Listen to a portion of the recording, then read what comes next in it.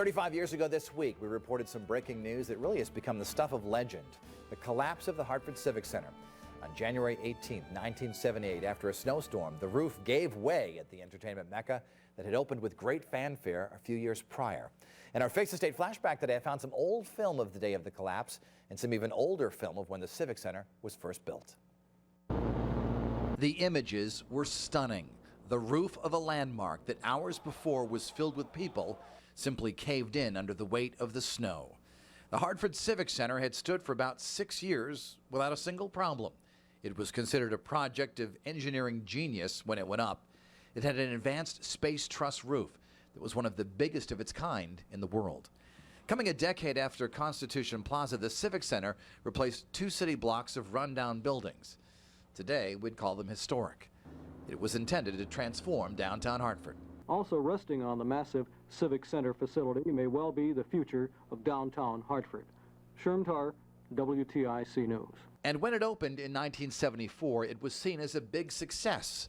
The National Hockey League's Hartford Whalers were the primary tenant in the Coliseum, and Yukon basketball also played there.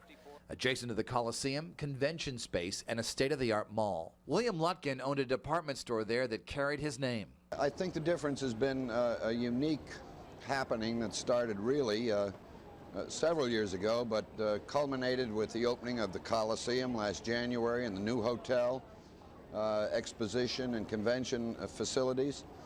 And then last Thursday with the opening of the Civic Center shops, which provide a unique lifestyle experience where every type of person in this greater Hartford area can enjoy themselves. This is not a shopping center, it's not a Coliseum, it's not a series of restaurants. It is, I like to think of it as a mini expo, if you will. The Civic Center led to new interest in shopping in downtown Hartford. Many of the shops on streets leading to the Civic Center Mall reported an uptick in business after it opened. People shopped and dined at stores and restaurants. Granted, there were more people in the 1970s downtown than there are today.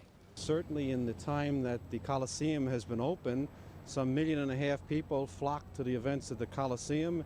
In the short time that the stores have been open in the mall, I think on the first day 40,000 people showed up, and those numbers haven't slowed down. The night of the collapse, a college basketball game was taking place.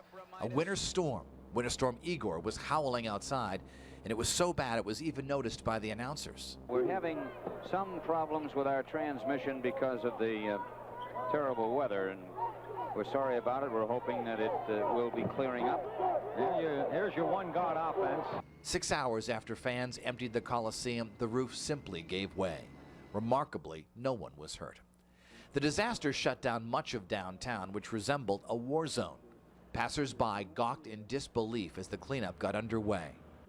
City officials immediately sought answers. By announcing the name of the committee will be the Committee to Investigate the Coliseum Roof Failure, and that'll be the official name of the committee. Federal investigators also rushed to Hartford. The Commerce Department bring up a disaster team, which will probably be on site. We'll have the first people Tomorrow, to start looking at what happened structurally to the building and assist us in our current review of it. It was clearly an engineering disaster. Investigators would later determine that that critically acclaimed design was flawed and that some of those who built it ignored the warning signs.